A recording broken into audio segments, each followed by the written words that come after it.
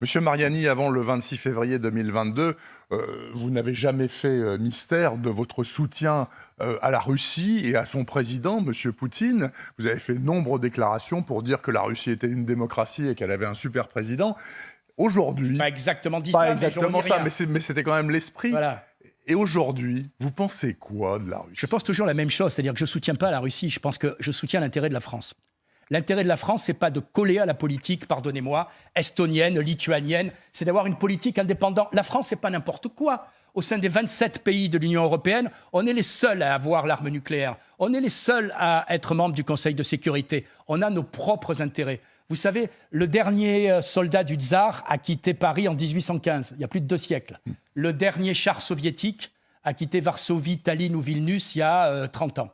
Et donc je comprends que quand on soit polonais, estonien, lituanien, on n'a pas la même perception de la Russie. En plus, la géographie fait que, soyons clairs, la Russie ne représente aucun danger pour nous militairement, vu les distances.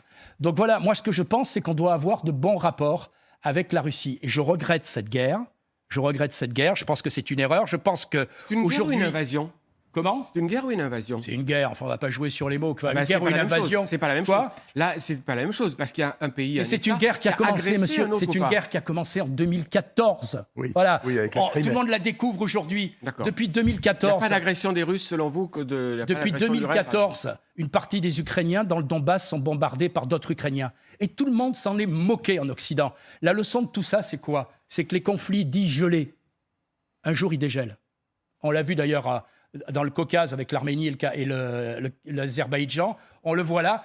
Aujourd'hui, les Ukrainiens sont au moins aussi responsables que les Russes de cette guerre, selon vous? Absolument. Je pense que si les accords de Minsk avaient été respectés, si d'ailleurs la France, je salue François Hollande, ça m'arrive rarement, qui avait obtenu avec Mme Merkel ces accords de Minsk, eh bien si M. Macron les avait fait respecter, on aurait aujourd'hui la paix. Je vous rappelle que ce qui était prévu, c'était une autonomie relative des territoires de Donetsk ou de Lugansk. Donc d'une certaine façon, les Russes sont victimes aussi d'une agression? Non, je n'ai jamais dit ça. Je dis qu'une partie de la population ukrainienne est victime d'une véritable discrimination. C'est ce qui a commencé en 2014. 2014, soyons sérieux 2 minutes, quoi. La fameuse révolution de Maïdan, c'est quoi? C'est un coup d'État orchestré par les Européens et les Américains. Aujourd'hui, on le sait très bien, Mme Nuland l'a même dit. Voilà, en réalité, on est dans une sorte de guerre secrète depuis 2014 entre les pays de l'OTAN et la Russie. Et cette guerre-là, que je regrette, qui n'est pas dans l'intérêt de la France, et je le dis très clairement, on n'a pas intérêt à s'en mêler. Ce qui se passe dans le Donbass ou à Lugansk, ça n'a rien à voir avec la France. Eh bien, je le regrette parce que les premières victimes, aujourd'hui, ce sont les Ukrainiens. Monsieur Mariani, vous avez dit à une époque que, selon vous, la Russie est une démocratie, une vraie démocratie. Vous le pensez toujours? Je pense que la Russie, aujourd'hui, est certainement plus démocratique, par exemple, que l'Arabie saoudite que M. Macron vient de recevoir. C'est certainement plus démocratique que l'Algérie, où aujourd'hui, le Irak a été complètement, pardonnez-moi, mis sous boisseau, et où M. Macron va faire des mamours. La démocratie est un pays qui a des traditions qui n'ont rien à voir avec la démocratie française. Soyons clairs. C'est un pays gigantesque, vous le savez comme moi. Oui. C'est un pays avec des conditions très rudes. Et c'est un pays qui a une histoire qui n'est pas la même que la nôtre. Est-ce que c'est une démocratie comme la France? Bien sûr que non. Est-ce que c'est une démocratie autoritaire? Voilà, que ça plaise ou non. Mais pitié, quand on fait des leçons de morale, il faut les avoir pour tous. Quand on va lécher les babouches au Qatar, embrasser en Algérie, saluer monsieur MBS en Arabie Saoudite, après on ne dit pas « Ah mais celui-là, il n'est pas démocratique ». Voilà, il faut savoir, quand on a des principes, monsieur, on les applique pour tout le monde. On ne les fait pas à la carte. Les sanctions économiques qui pèsent lourdement sur la Russie et qui entravent, même partiellement, son activité militaire en Ukraine, sans doute, vous auriez les manettes, vous les levez. J'ai toujours dit, et j'ai été l'un des rares à ne jamais les voter. Et je vais vous poser une colle, une fois en inverse. Allons-y. Est-ce que vous pouvez me sortir un pays, tous les deux, qui a changé sa politique une fois dans l'histoire, après des sanctions économiques?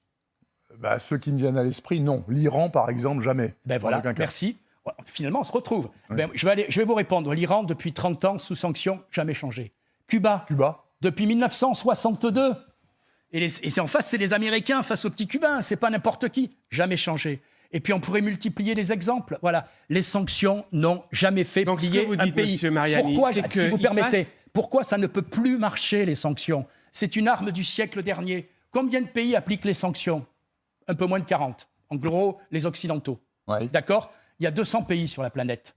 C'est-à-dire qu'il y en a 160 qui ne les appliquent pas, 40 qui les appliquent. Ah ben, on ne vend pas le gaz et on refuse désormais le gaz.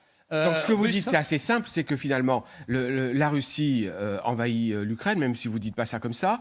Ça ne nous regarde pas. Pas de sanctions, pas d'intervention militaire, pas de sanctions. Non. Il faut laisser faire. Je ne dis pas ça, je dis que l'Ukraine serait totalement russe. Je dis qu'il faut être une force de négociation, comme l'a été à un moment la France avec Mme Merkel et M. Hollande. Vous voyez, ça fait 2 fois que j'y rends hommage.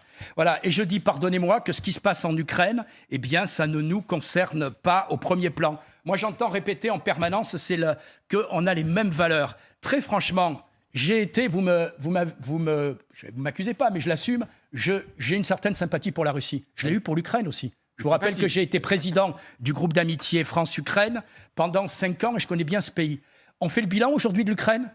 Quand j'entends dire, par exemple, certains députés européens proches de M. Macron, on partage les mêmes valeurs. Alors, en 3 minutes, en 1 minute, même pas. Opposition, elle est en prison ou elle est exilée. Corruption, c'est l'un des pays les plus corrompus aujourd'hui d'Europe. Remise en place de tous les symboles qui ont fait l'équipe Bandera et qui collaboraient avec les nazis.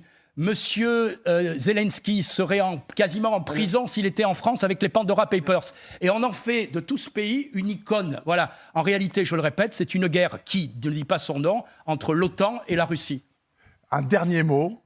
Vous connaissiez Daria Dugina. Je ne vais pas vous demander qui l'a tuée, vous n'en savez rien. Absolument. Mais est-ce qu'il vous semble que c'était son père qui était visé ? Est-ce que ça vous semblerait plus logique ? D'abord, Dugin n'a plus l'importance en Russie que certaines presses françaises lui donnent.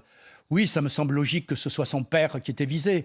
Après, je vais vous dire, Maria Dugina, c'est une victime, comme il y en a malheureusement des milliers des 2 côtés, de pauvres gens innocents qui sont tués. C'était une intellectuelle qui soutenait la guerre, comme certains intellectuels ukrainiens soutenaient la guerre. Il est temps que tout ça s'arrête. Et moi, j'attends désormais que non pas on livre des armes, mais qu'on essaye d'arrêter tout ça dans l'intérêt des 2 pays. Thierry Mariani, député européen du Rassemblement national, qui, comme vous l'avez noté, n'a pas sa langue dans sa poche, ce qui fait de très bonnes interviews toujours avec M. Mariani. Il faut m'inviter à nouveau.